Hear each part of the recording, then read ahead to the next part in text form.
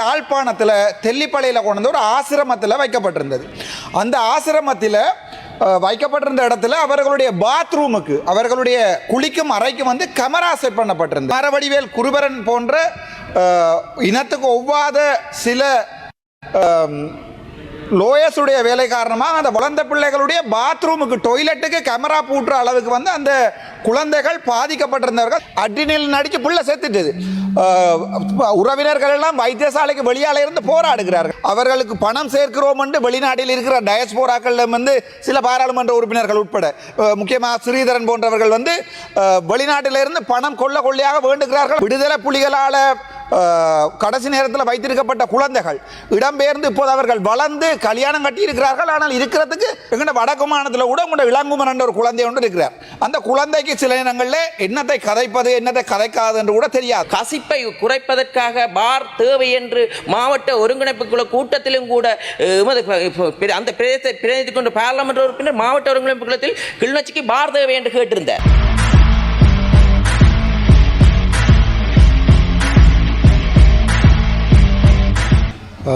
மிகவும் நன்றி. சபாநாயகர் கதிரையில் இருக்கின்ற பாராளுமன்ற உறுப்பினர் அவர்களே, இன்றைய தினம் எங்களுடைய கௌரவ சமன்மலை குணசிங்க அவர்களால் கொண்டு வரப்பட்ட இந்த பிரேரணையை வந்து எதிர்க்கட்சி ஆளுங்கட்சி என்ற கருத்துக்களில் இருந்து நான் மிகவும் ஆழமாக ஆமோதிக்கிறேன். அதுக்குரிய காரணம் என்னவென்றால், மலையகத்தில் நான் கிட்டத்தட்ட 5 வருடங்கள் வைத்தியராக 7 வருடங்களும் ஒரு பாடசாலை டீச்சராக 5 வருடம் ஹட்டனில், நோவூட்டில், டிகோயாவில் 5 வருடங்கள் நான் படிப்பித்திருக்கிறேன்.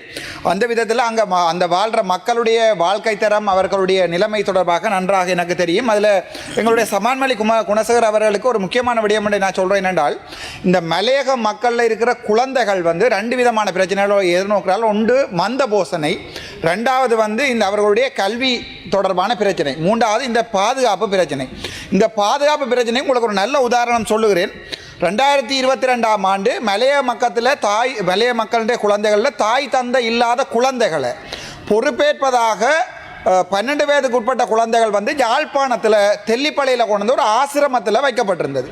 அந்த ஆசிரமத்தில் வைக்கப்பட்டிருந்த இடத்துல அவர்களுடைய பாத்ரூமுக்கு, அவர்களுடைய குளிக்கும் அறைக்கு வந்து கேமரா செட் பண்ணப்பட்டிருந்தது.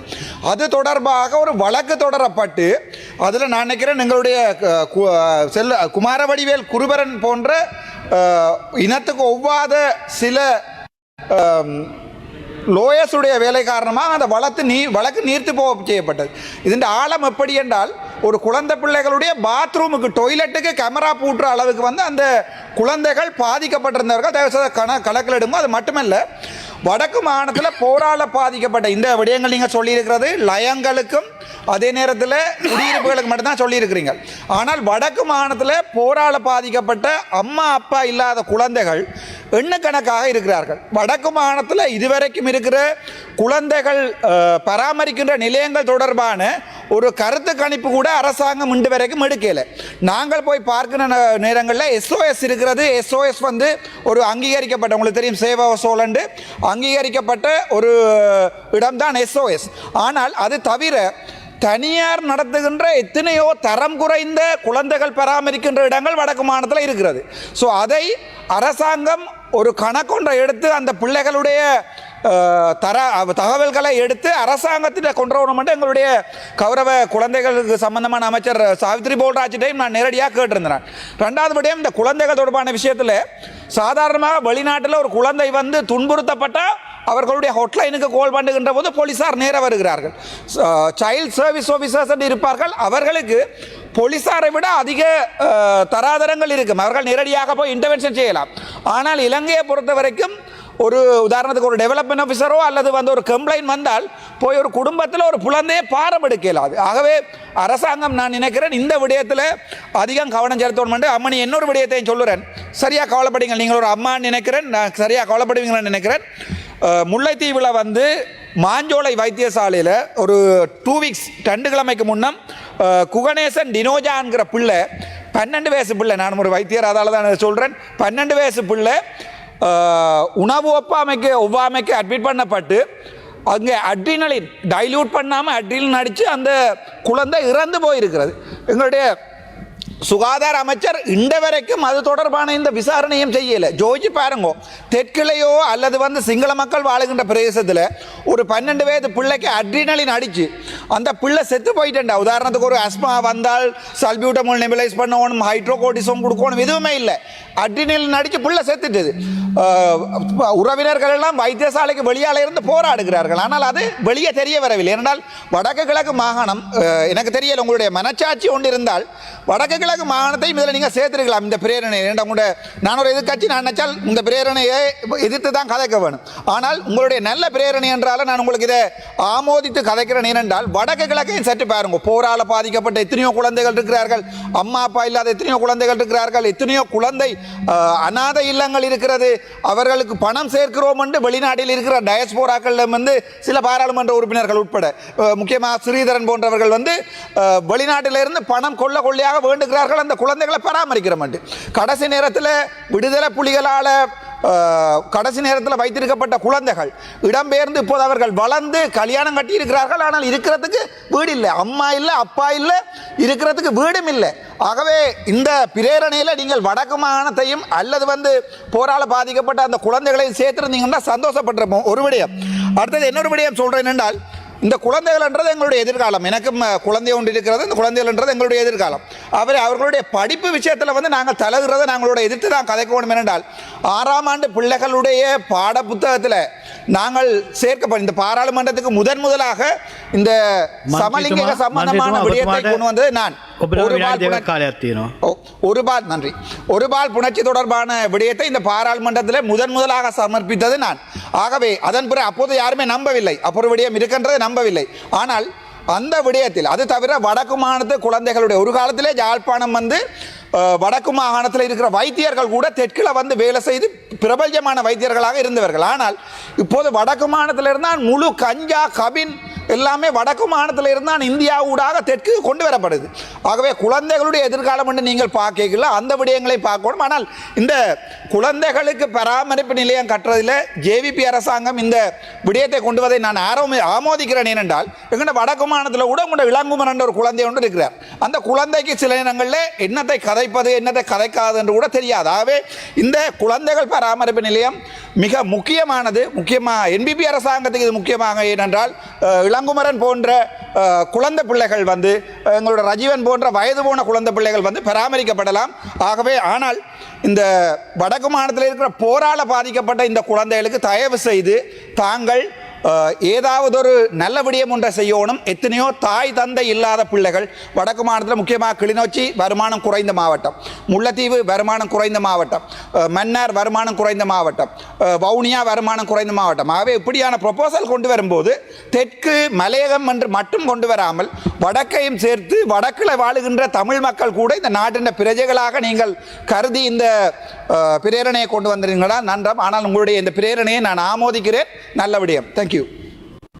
உண்மையாகவே இந்த வீதி ஒழுங்கு இது சட்டமானது நாட்டு மக்களை பாதுகாப்பதற்காக உருவாக்கப்பட்டிருக்கின்றது. உண்மையாகவே இந்த நாட்டில் வீதி விபத்துக்களில் தினசரி பலர் உயிரிழந்து கொண்டிருக்கிறார்கள், அங்கவீனமுற்று கொண்டிருக்கிறார்கள்.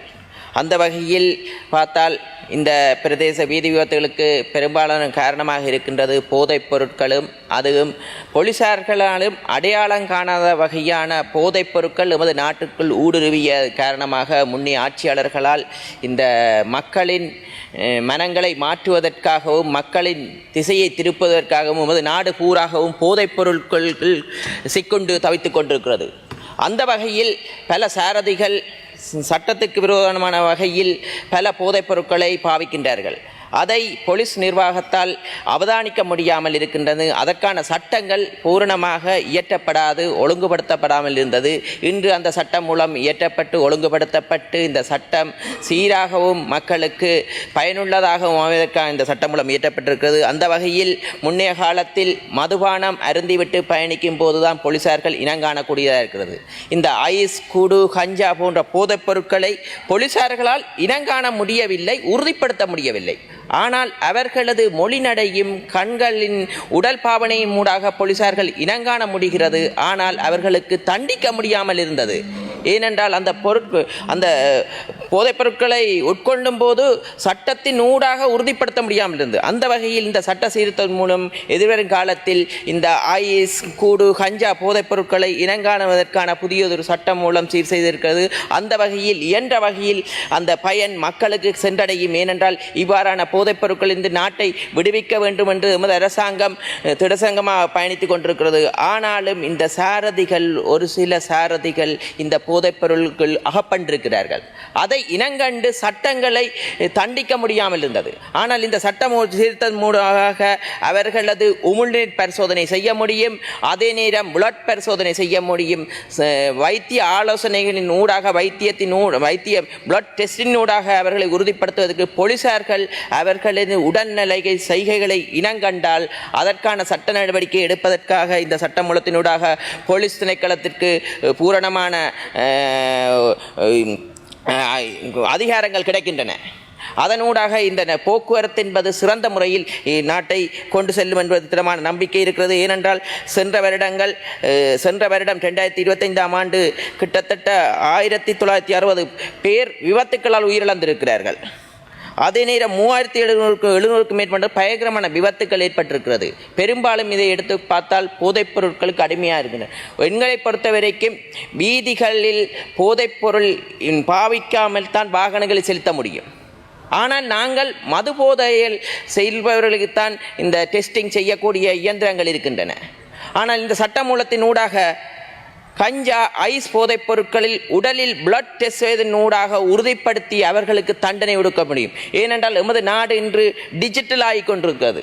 இன்றைக்கு அமைச்சர் அவர்கள் கூறுகிறார்கள், கோப்பையினூடாக அந்த பயனை செலுத்தும் போது கூட அபராதம் செலுத்தினால் அது என்றும் அதில் எமது பதிவில் இருக்கும் இந்த இடத்தில் இந்த பயன் செலுத்தப்பட்டிருக்கிறது. எந்த இடத்தில் குற்றங்கள் நடைபெறுகிறது இனங்காணுவது இலகுவாக இருக்கிறது. எமது நாட்டில் அடுத்த ஆண்டு நடைபெறும் போது இந்த டிஜிட்டல் பயனினூடாக எந்தெந்த பிரதேசத்தில் அதிகளவான குற்றங்கள் நடைபெற்றது இலகுவாக அறியக்கூடிய வாய்ப்புகளை எமது அரசாங்கம் ஏற்படுத்தி கொண்டு வருவது. அந்த வகையில் எமது மாகாணத்தை எடுத்துக்கொண்டால் பெரும்பாலும் வாகன விபத்துக்கள் டிப்பர் விபத்துக்களாகத்தான் இருக்கின்றன. ஏனென்றால் இந்த சட்டத்துக்கு விரோதமான தொழில்கள் வடமாகாணத்தில் அதிகரிக்கின்றன.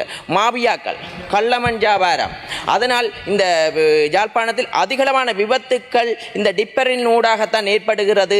அதே நேரம் அந்த டிப்பர் சாரதிகளும் கூட போதைப் பொருள்களுக்கு அடிமையாக இருக்கிறார்கள். ஏனென்றால் இந்த அவர்களின் சிந்தனைகளை திசை திருப்புவதற்கு, அவர்களின் மனித வளங்களை சுரண்டுவதற்கு அந்த இளைஞர்களை போதைப் பொருள்களுக்கு அடிமையாக்கி இருக்கிறார்கள்.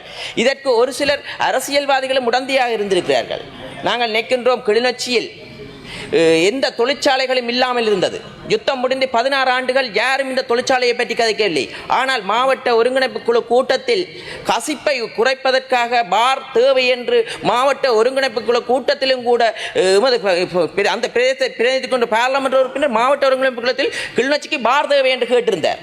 ஆனால் இன்று கிளிநொச்சி பிரதேசம் பூராகவும் பார் நிறைந்து வழிகின்றது. இந்த ஒரு அந்த பாராளுமன்ற இங்கே கிளிநொச்சி பிரதேசத்தில் பரந்தன் இரசாயன தொழிற்சாலையை 21ஆம் தேதி அடிக்கல் நாட்டி ஆரம்ப பணியை ஏற்படுத்துகின்றோம். ஏனென்றால் எமது இளைஞர்களுக்கு தொழில் வாய்ப்பு இல்லாத நிமித்தமாகத்தான் போதைப் பொருளுக்கு அடிமையாகின்றார்கள். ஏனென்றால் நல்ல தொழிற்சாலைகளை உருவாக்குவோமாறு இளைஞர்களுக்கு வேலை வாய்ப்பு. வடமாகாணத்தில் எந்த வகையிலும் தொழிற்சாலை ஆரம்பிக்கப்படவில்லை.